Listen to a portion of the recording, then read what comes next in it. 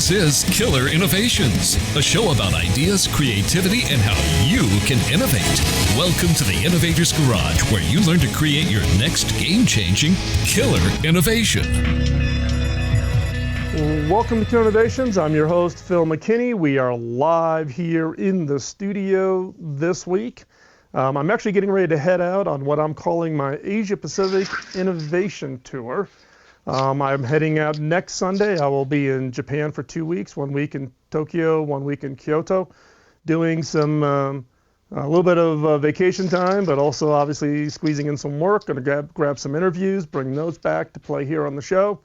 And then I'm off to New Zealand, where I'll be part of the New Zealand government Callahan Group's workshops. I'm teaching 3 days of workshops in Auckland, New Zealand. So if you're in New Zealand and you're interested in participating, you can hop on over to the Kill Innovation site, look at the events, and check those out. I think actually, let me correct that. You want to go over to philmckinney.com and check the events down in the right-hand column, and all the registration links are there. I know a bunch of you in New Zealand are big listeners to the show, so you're going to want to hop on over. Then I'm going to head over to Australia, do some more meetings, meet with some innovators there, and then head back. So I will be on the road, so we will not be live in the studio for the next 4 weeks. The show will go on. I've pre-recorded the shows. You can pick those up as a podcast. You can also listen live, but we will not be on Facebook Live for the next 4 weeks. So hope that's clear. And if you've got questions or things that come up and you want to reach out to me, I will be on email. As always, you can email me at phil@killerinnovations.com. There's no filtering. There's no staff that previews that. That's an email address that comes directly to me from you, the listener. So if you have questions on anything around innovation, creativity, and design, go ahead. Feel free. Drop me an email. And I may be a little bit slower than normal getting back to you, but I'm usually pretty diligent on wanting to get back and answer any questions that you might have, help you out wherever I can. So this week we have a special guest.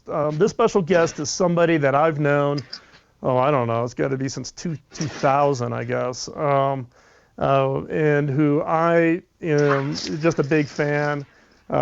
This person has done, had a phenomenal career starting off in engineering and then ultimately making it into executive leadership roles, but just really an inspiration to being able to combine both that engineering background, the business background, and to be leaders involved in some very high-profile kinds of projects and activities, and then going on to other executive leadership. So I'd like to introduce everybody to Gretchen McClain. Gretchen is somebody that I've known. When was it, Gretchen? When did we meet? When you were still at NASA? Was that? Well, the launch was in 1998, so it was November timeframe when we launched the first element of the space station. I got to meet you and your wife and your children. Yeah, that's right, 1998. Gretchen and I were talking before we got on today, and I was telling her that, my kids my oldest was a teenager at the time. In fact, my youngest couldn't even do some of the tours because he was underneath the age category. Now they're 32, 30, and 28, which made Gretchen and I feel old, at that point. But they still talk about watching the shuttle go up and take the first element, the U.S. module up for the International Space Station. And I still remember it. It's one of those things that you go to. But Gretchen, when I met Gretchen, you were in charge of the International Space Station program at NASA at that time. You were the chief director, I guess was your title? Yeah, it's an easy way to think about it. At the government, you had a long title. It was Associate Administrator of Space Flight. So the program manager, really integrating the International Space Station and working a lot with the international partners as well as Congress and the administration to get our funding and getting the approval, and of course trying to work with our scientists on what the objectives were. Well, I want to come back to that because particularly, you shared some stories about your work with the Russians because it was kind of this unique partnership around the modules and getting those built. But I want to come back to that because there's some great talk about fighting the innovation antibodies when you got to go get funding from Congress in order to do something as important as the International Space Station. But let's back up. You're a mechanical engineer by training from your undergrad, right? That is correct. So What was your inspiration to become an engineer? Well, it's interesting. I was always good in math and science. And of course, my father, who was a mechanical engineer, thought it was very important for us to get a foundation of math and science, those critical thinking skills that you refer to so often, to be able to solve problems, to be able to look at different scenarios and different alternatives and have the math skills, the methodology to kind of work through a problem. And so of 4 children that my father and mom had, 3 of us ended up being engineers. I was the youngest. I really didn't want to be an engineer, I didn't think. But again, with that push from my parents, the first couple years, take the math and science and then see where that takes you. And I will tell you, I got the opportunity to do an internship after my sophomore year at school. And while I was working a very technical problem, I was able to see the bigger picture. It was a problem where we had some O-rings that they were concerned about.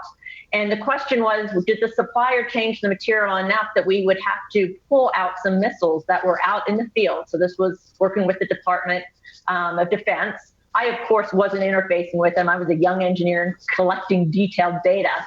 But I got to see the value of seeing that bigger picture and the importance of fact-based information, and then understanding how applying technology to solve problems and bringing solutions forward ultimately kind of came together. And while I continue to become an engineer, I kind of focused on the bigger picture, the integration of the problem, and then working with really talented people that could help me take what I thought was a vision or a strategy and see a result. So, but there's been a lot of conversation today on social media and in the news and in the press about women in technical fields and the fact that women are just underrepresented in the technical sectors. But and you and I are about the same age, so when you were coming up, it was probably even more pronounced about the lack of women in the technical fields. Thoughts on that? What's the real issue with this? Why don't you think more young women think about technical careers, engineering careers as kind of viable career options for them? It's a great question. When I went to school, there was probably a handful of women in engineering, and probably by the time I graduated, there was maybe 3 of us that graduated at the same time. So you do get a lot of, women, not interested. It's a tough curriculum. I think also they don't have the support group at home. I mean, I obviously had a father, and I also had a sister who was in chemical engineering, another brother in mechanical engineering. And so I at least had the support group at home that kind of helped you through it, and I guess the mentorship that you need. And I don't think there's been a lot of women who have been mentors to the younger generation. And so as I have kind of finished in my, my work career in terms of being a CEO working 24/7, my goal right now is, in addition to the board work that I'm doing, is to really give back and trying to influence and inspire, be a mentor where I can, or connect young men and women with other people that can help them kind of keep that energizing passion that they have, that I think I gained from my family, but also in space exploration. I mean, that ignites your spirit. It kind of fuels your innovative passions, and it just sparks, the ideas of coming up with something new. And so if I can be that, inspiration to somewhere else, then it's my time to do that for others. So what was it like your first day at NASA? I mean, I can't imagine, going to work for NASA, given particularly, you were kind of catching it with space shuttle programs. That's where you kind of came into NASA, right? Yeah, I did. And, it was fascinating. I'd worked in the industry for a short period of time, and I was working with some NASA employees on a technical characterization of some materials. And so I said, how do I get the chance to work on the space program? I'd love the opportunity. So they kind of told me a way about getting there. And so when I got my foot in the door to go work at NASA, it was a dream come true. But I will tell you, I had to learn a lot. I had a lot of people who came straight out of school at the very top school. I mean, not that I didn't go to a top school. University of Utah is a phenomenal school to get your mechanical engineering degree. But I was up against the likes of Notre Dame, MIT, Georgia Tech, and I had to prove that I knew something. So I rolled up my sleeves, I studied, I asked lots of questions, and I got engaged. Yeah, I mean, and that is, one of the things that, when I met you, you were at NASA, you were kind enough to invite myself and my family down to watch the shuttle launch for the U.S. module. And like I said, NASA is impressive. When you talk about scale and commitment and doing a job that's more than just yourself, really having a mission. So we're going to come back. We're going to pick this up. You're going to want to hear these stories. I know some of Gretchen's stories. I'm going to weave them out of there. So when we come back, we're going to pick up right where we left off. You're listening to Killer Innovations on the Biz Talk Radio Network, and we're going to be right back after this short commercial break. So don't go anywhere.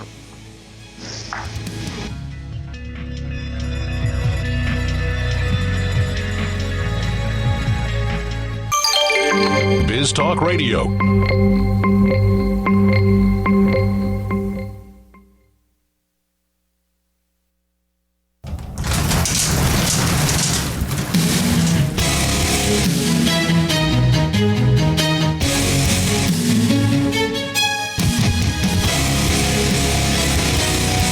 This is Killer Innovations, a show about ideas, creativity, and how you can innovate. Welcome to the Innovator's Garage, where you learn to create your next game-changing killer innovation. Welcome back to Killer Innovations. I'm your host, Phil McKinney. We're going to pick up our conversation here with Gretchen McClain.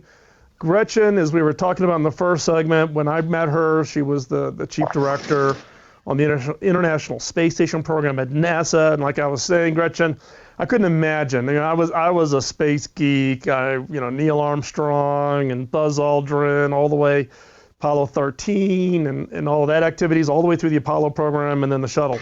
I remember as a kid, I had a Chicago Tribune centerfold. It was a breakout drawing of the entire space shuttle design on my wall in my bedroom. And actually, NASA was one of the inspirations for why I went in and became an engineer. But you got to live everybody's dream of working at NASA and being part of such a critical program, which was the International Space Station. So we were at the end. We were getting ready to go to commercial break. We kind of left off your conversations of that experience of going to work for NASA. But let's talk specifically about the programs that you were involved in, specifically the International Space Station, because there was a very unique structure to how that program all came together for NASA. So why don't you walk us through that a little bit? Yeah, sure. I'd be happy to. I will tell you, I think, my beginnings at NASA really helped me understand one really critical point, which is if you want to go fast, go alone. But if you want to go far, go together. It's an African proverb, which when you work on a space program and a space mission specifically, you work extremely hard. You know your accountability and your responsibility, but you also know you're one link of a very big chain, and you better know what's happening in front of you and behind you and make sure it's working together. And so it's critical. That whole teamwork spirit that I gained there has been so helpful to me as I advanced in my career. But bringing the Russians in, think about this. Here we have the Russians who have been our competitors, and it's what you see in industry today. You've got your biggest competitor out there. And so our first reaction when the administration came forward and said, let's work with the Russians for a more peaceful endeavor, we all said, well, maybe this will just go away in 6 months and we won't really have to happen, and so the heads went down and kind of ignored it. And then we all realized, no, if we really want a space program, we had to make this work. And so once we got past a little bit of the competitor nature and we really got focused on, guess what? We're all trying to get to the same end state. And, here you go back to Kennedy when he set the stage and said, we need to commit ourselves to put a man on the moon and bring him home safely within the next decade. And so you think about the space station, we all wanted to go and build a colony in space and learn how men and women adapt in space. So ultimately we could go into outer space. And so we kind of decided that, guess what? We all had the same end game in mind. And in my belief is when you lead with the power of vision, you actually let extraordinary goals really inspire exceptional talent to do something new and innovate. And so once we got past the language barrier and we recognized that the Russians really had unbelievable experience in long duration space, and you sat back and said, what does the U.S. have? Well, we had extraordinary experience in short duration space. And so learning together about what we could learn from how you train astronauts and cosmonauts for 6 months into space is very different than what you train for 16 days on a mission. And so we started learning that we could gain knowledge from each other, not only in that aspect, but in the way we design systems, our redundancy. And we got past that where we decided it was okay to work together, and we were successful. And that is unique, though, right? You think about it, they are the enemy. But going back to your quote, right? But if you want to go far, you have to go together. Right. And the International Space Station really became that rallying cry, because it's not just the Russians, right? Japan's got their module. There's a bunch of the European Union's got their modules. It really did become kind of this unifying time when world peace was so critical that the space station almost became that symbol of, yes, we can work together. We may have differences in other areas, but there's also things that we can work together on and actually be successful in the form of, you go out there at night and look up and you can watch the International Space Station go overhead. Oh, absolutely. I mean, here we have our own nation's issues and political issues, but you put that all aside because we had a mission at hand, and we knew we could learn from each other and bring the best minds and the best talents from around the world to make it happen. Let alone only one nation can't afford this. So it was an exciting time. It was a challenging time. Don't kid myself that there were times that ultimately we didn't get along, but we found a way to get through it. And if it wasn't the U.S. having a funding issue, it was the Japanese having a funding issue, or someone delayed in Russia for not being able to get the hardware done. But we came together and we made it work. And to me, today, when I look up in the sky, as you said, we have an International Space Station that is still usable, even when we have our shuttle that's not flying anymore. Had we not gone together with the Russians, we would not be having a space station today. Well, we wouldn't be able to put astronauts up and get any of the research benefit. We'd be sitting idle. So you could either call that incredible foresight for making that happen. A little bit of luck, I think, goes along that way. There's always a little bit of luck when it comes to these kinds of things.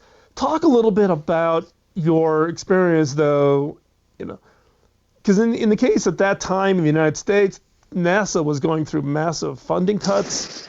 So it was I can just imagine the battles and trying to convince Congress to continue to, to put any kind of money in, much less the International Space Station. So let's talk real quickly about what it was like on the administrative side. That was very much of a challenge. And I think, even in the space industry at that time, it was somewhat fragmented, and every player wanted to have the full piece of the pie. And I think everyone figured out very quickly early in the space station development that if we wanted to get the vote from the Congress and the House, that we had to come together. We all weren't going to be the big piece. We all had to share the piece of the pie.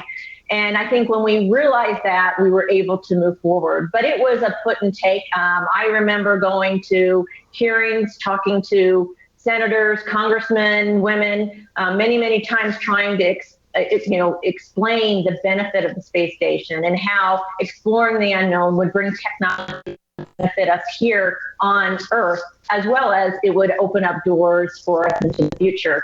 And I just think of the technology that we've gained across this globe in so many different areas that we wouldn't have today had it not been to the space program. Well, exactly. And in fact, my wife, Michelle, who is a nurse, and she constantly is reminded every day when blood oximeters go on to like neonates or even on our own fingers, right? That is an outgrowth of the space program. That's a spin-off technology. There's literally thousands. I used to be a subscriber to NASA Tech Briefs when I was a kid, so I could recite 2,000 technologies that came out of NASA. So I'm geeking out here on the NASA thing. Okay, I'm going to tone this down. We're going to talk about Gretchen's career post NASA when we come back, and talk about how she translated that experience into ultimate executive career success, ultimately in the CEO roles at companies. So don't go anywhere. We're going to be right back after this quick commercial break.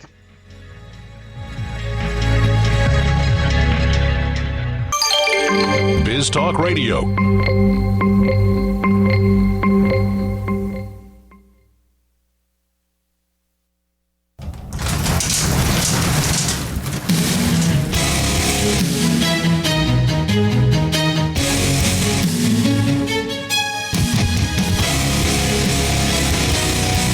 is Killer Innovations, a show about ideas, creativity, and how you can innovate. Welcome to the Innovator's Garage, where you learn to create your next game-changing killer innovation. Welcome back to Killer Innovations. I'm your host, Phil McKinney. We're picking up our conversation here with Gretchen McClain.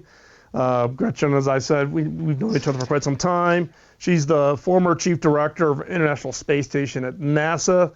We've talked, we geeked out on the NASA thing for the first half. Gretchen, what I want to do is talk now about, after you left NASA, you went out and had progressively more important roles out in the commercial world. And I've always been impressed because when you think about, government work, working for, something within the U.S. government and translating that into commercial. I've had some personal experiences where it's worked well.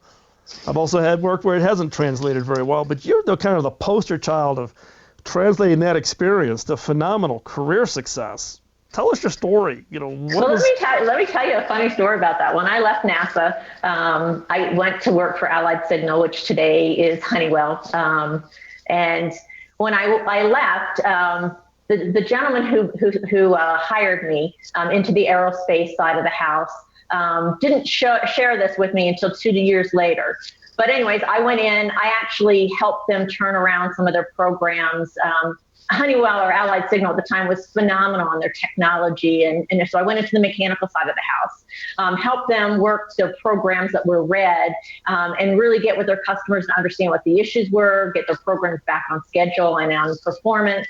And we had some really good success. And in doing that, I really got to understand who was who at Allied Signal, what the processes were. And so I really came in on my comfort zone, something that I knew how to do, while in the meantime, I got to understand the company. And then very shortly after that, they gave me one of my very first P&L to run. So coming out of the government, not-for-profit to a for-profit, I had to learn very quickly. So one of the things I did is I grabbed hold of one of the really strong, talented financial leader. And I said, Bill, teach me everything you can. Help me see what I see through your eyes of a finance leader. And I will tell you, having understood what he saw, I was able then to either change my argument, or I could ultimately say it was a bad idea. I've got to rethink this and bring forward another idea. But had I not learned that financial backbone, I wouldn't have been successful. So back to my original story. 2 years after I came on board at Allied Signal, my boss, who was the CEO of aerospace, pulls me in and says, I had gotten a note from the CEO of Allied Signal, and he had said, we'll have to watch Gretchen very closely because most people won't make it from the private industry. From government to the private industry. You passed the test. So, thankfully you didn't share that to me 2 years earlier because I probably would have been a nervous wreck. But I will tell you, it was a different learning. I had to go in and prove myself because when I was at NASA, when Gretchen spoke, everyone had to listen because I had worked my way up there. And here I was someone new. What does she know? She's always worked in the government. And I had to roll up my sleeves and demonstrate my value while listening and learning from them. And over time, I was able to build a great team and get success. Well, I think this also ties into what we were talking about during the commercial break, which was around fear, right? Yeah. About stepping out, right? In this case, you went ahead, you didn't hesitate and say, well, no, I don't want that P&L role because I don't know anything about finance. You said, give me the P&L role. I'll go learn the finance. Yeah. Well, two factors to that, Phil. My husband, Mark, he's always been probably my biggest critic, my best friend, my biggest push, and my biggest supporter. And he's always was saying, Gretchen, you can do more. But he also had my back at all times. And so he pushed me and said this would be a great opportunity. So that was very, very helpful. And I will tell you, those first 6 months was a roller coaster. There were times I'm saying, why did I make the change? But then there were such reward because I was stretching myself. I was learning. I saw some success. I also saw some failure. But through that, it opened my eyes to different opportunities that would have never, opened up, that allowed me to just continue to develop in different ways I would have never thought of in college. So you went from from mechanical engineering into NASA to ultimately become the chief director for National Space Station to now you are at Allied Signal, which then and you were there when Honeywell bought Allied Signal. Correct. So you got sucked in. That didn't happen. You got sucked in. So then you got a little bit of M&A experience. I did, and I actually, I started on the mechanical side, and then I got the opportunity to run the P&L on the avionics side. So, while I knew the business jet market, I didn't know the ones and zeros of avionics and electrical engineering, which was probably my worst studies in college. But what I found out, it wasn't the ones and zeros they needed help with. The biggest problems we were having in the aviation side of it was the packaging of it. So we had all these controls that were different sizes, all customized for the customer, of course, costing us way too much. We were delayed on our schedules. And so what I quickly found out is I could rely on my mechanical engineers on the other side of the house. And likewise, when I was on the mechanical side, the biggest problems we had were our software issues. So integration of technology, as you know, is our biggest innovation, and getting the teams to work together and combining that knowledge has really helped me understand how you solve problems. Well, I think that also plays to your strength from NASA, right? Getting all these different teams all over the place to play nice, work together, get out of silos, right? There's nothing bigger than government, country silos, U.S., Russia, Japan, here you're just dealing with silos inside of an organization, right? Yeah, and what's interesting is that just kind of led me to my next career step, which was, I got the opportunity in NASA to understand, we were down to one vote and an industry having to come together. And now I got the opportunity to go work in the water industry. And a lot of people are saying, why would you go, Gretchen? It's pumps, it's valves, it's not very sexy. But I stepped back and said, we've got a world issue problem around water. Mm-hmm. And the one thing I loved about working at NASA was that bigger ambition, that bigger purpose. And so now going into water, and while we built pumps and valves and very important technology quality, so I had the technology piece of it, you could do so much more in terms of bringing now a very fragmented water industry and say, hey, it's time for us to work together and solve this problem, rather than just talking about, if I'm involved in wastewater, I'll talk about wastewater. If I'm involved in potable clean water, let's just talk about that. Or if I want to talk about groundwater, I only want to talk about groundwater. And I think finally, we're not there yet, but we're starting to see the water industry starting to say, hey, we got to solve this all together. We can't just be looking at each individual goals. Right. And I think, you're getting back to your point around, almost mission-based careers, right? Solving the bigger problems than how do I make a better widget and get a bunch of people to pay for it, but solving almost foundational issues that we're facing as a society. Here in the U.S., most people, not everybody, but most people have access to clean water. But I do a lot of work in Africa. You've got a lot of experience on a global basis also. That's not universal, right? Water's a challenge. It is. And even today, where we get access to water and our wastewater is taken care of, the aged infrastructure we're dealing with, really opened up its eyes when we saw the storm Sandy a few years back. And, we're seeing in California, the dam that's about to break. And, so there's technology that we've got to be addressing, and we've got to do it in a way that's lower cost. It's addressing the need of the population today. And so, one of the things that's really needed in the water industry is a smart infrastructure. And so how do we bring this innovative technology that so many are coming out of college or small startups into some of these established industries or businesses, and make sure that we can keep them alive rather than killing them because we know how to do it because we're the old stodgy, industry from the past. So we're getting ready to go to commercial break, but real quick, right now, you're not in an executive role. You're coaching and mentoring. You're on a bunch of public boards. You've got some private boards, and then you've got I don't know what you want to call it, your pay it forward process of working with young college students. So when I come back, what I want to ask you is if you can come back with 2 or 3 pieces of advice, given your career success for someone that's in college today, what would be the 2 or 3 pieces of advice you would give them for ultimately having a high impact, high success kind of a career? So I'm going to give you the commercial break to think about that. And this is always one for those of you who are regular listeners, I pull this trick on all the guests, right? I always ask them to give our listeners kind of that the walkaways. What is it that we can walk away? And I'm sure, even though I've asked Gretchen to do this specifically on the, from the standpoint of new college grads, I'm sure that it applies to all of us, right? Because many of us are in careers we came out of college for, but we're looking for that high impact mission kind of career. And what does that really take? So Gretchen, I'm going to give you the commercial break to think about that. And when we come back, we're going to pick up this conversation in the last segment of the show. So don't go anywhere. You're not going to want to miss this. We're going to be right back after this quick commercial break. You're listening to Killer Innovations on the BizTalk Radio Network.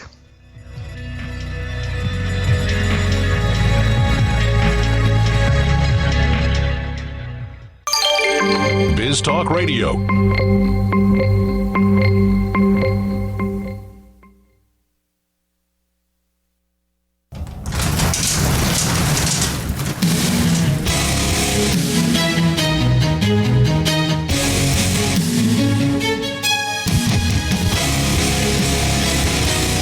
This is Killer Innovations, a show about ideas, creativity, and how you can innovate. Welcome to the Innovator's Garage, where you learn to create your next game-changing killer innovation. Welcome back to Killer Innovations. I'm your host, Phil McKinney. We're going to pick up our conversation here with Gretchen McClain. But before we do that, I got to make one quick announcement here. We got to thank our sponsor. The sponsor for today's show is Zoom. If you're a longtime listener, you know that I'm a big Zoom fan. Gretchen is actually joining us using Zoom. Zoom is just one of those video collaboration tools that I've been using for over a year. As you know, we don't bring on sponsors very often, and we only bring on sponsors where I've been using the technology long before they ever become a sponsor. Best video, best audio, best collaboration technology. I use it every day. I'm on 6 to 8 Zoom meetings every day, Monday through Friday. It's just part of my job. So Zoom has been a long-time sponsor. Go check them out. They've given us access to give you a free account. You can sign up for a free account, which allows you to bring together 50 video participants. So you can throw a party. You can have your family join you virtually. So check it out. Visit killerinnovations.com/Zoom, and you can get that free account. So Gretchen, we left at the end. I asked you to come up with a couple of kind of suggestions for whether, new people that are, young people that are in college, men and women, and those maybe just coming out about in the early parts of their career, given the success that you've had over your entire career experience. What would be those 2 or 3 pieces of advice that you would give them? What would you have said to a 25-year-old Gretchen if you had the chance? So first of all, believe in you, or believe in me in that situation. And when I say that, I mean empower yourself. Surround yourself with the smartest people you can, because they're pushing you, stretching you in ways that while it's tough and it's uncomfortable, they'll make you a better person. And declare yourself. Tell people what you want to do and where your passions lie and where you kind of want to go. So believe in yourself, and to me makes all the difference. It kind of helps you set the path, and not that your path is always defined. Mine wasn't, and I could have never written the path that my career took. But I think believing in yourself and convincing yourself that you really can do some things is important. Second, I mentioned it earlier in the show, is lead with the power of vision. The more you can explain, kind of directionally where you're going and getting your team bought in on that vision. It doesn't mean you always have to define it. You have to own it, but you're working with your team. Then it kind of gives that common, shared, inspirational vision that allow people to lift their arms, raise their wings, and really innovate and explore and bring results forward. And the third thing would be what I refer to as, staying in that first time mode, that rookie mode when you did something. And, I'll go back to the time I gave my first speech, and I was scared to death at that point in time to give a speech. And I had to go to Las Vegas. And I was in college, and so you're going to Las Vegas, the last thing you want to do is give a technical presentation. And the people that were in the audience were industry leaders. And I was worried that I wouldn't know all my stuff. So I studied. I called the guys that I had worked on some of the experiments with, got through the presentation, started out rough, but got through it, was feeling comfortable, and then the questions come. And of course, because I had planned and I had prepared and I'd gotten ready, I knew all the questions, or if I didn't, I at least said I can get back to you, and I felt comfortable enough. But it helped break through that.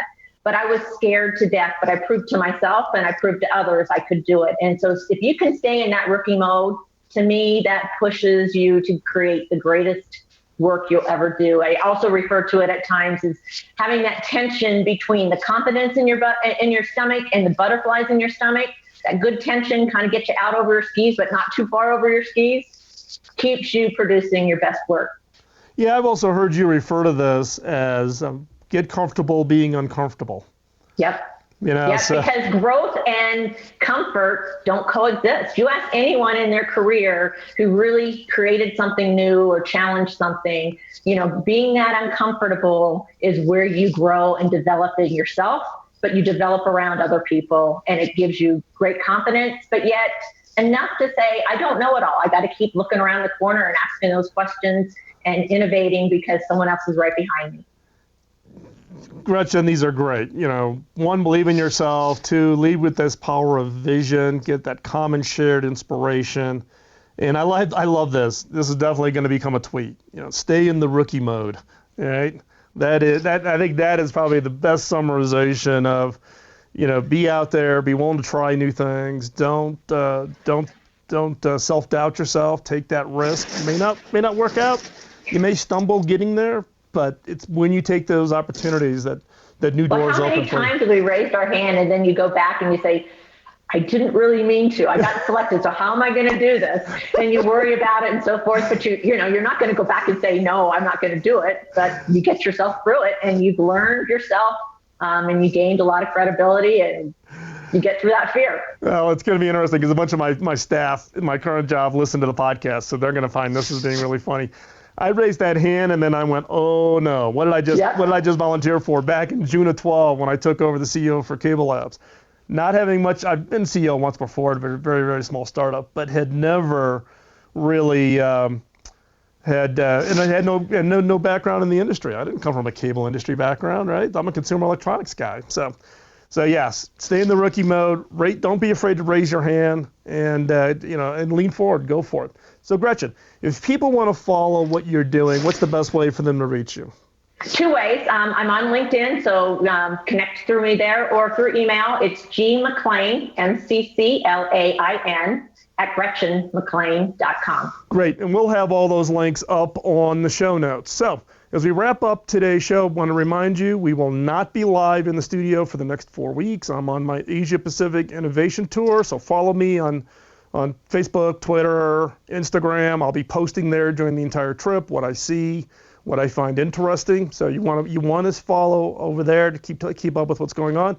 I will be available by email. So hey, feel free, drop me a note. You can always ask me how my vacation's going, or at least my pseudo vacation, as my wife reminds me. It's not really a vacation when I go on vacation, because I'm always trying to find the newest and greatest stuff. Go over to the show notes. We'll have Gretchen's contact information, the show notes from today's show over at killerinnovations.com. And there you can find the archive to all the shows going back to 2005. If I could ask one favor, hop on over to iTunes or wherever you get your podcast. Give us a rating. Let people know about the show. It's our way to pay it forward. All of our content here on the Killer Innovation Show has been free for the 12 years. This is actually show 1 of season 13 is today. So you're going to want to share that out there. So we're going to sign off now. Appreciate you taking the time out of your Sunday. Don't let the innovation antibodies get you down. Get out there and innovate each and every day. Bye-bye, and we'll talk to you soon. Thank you.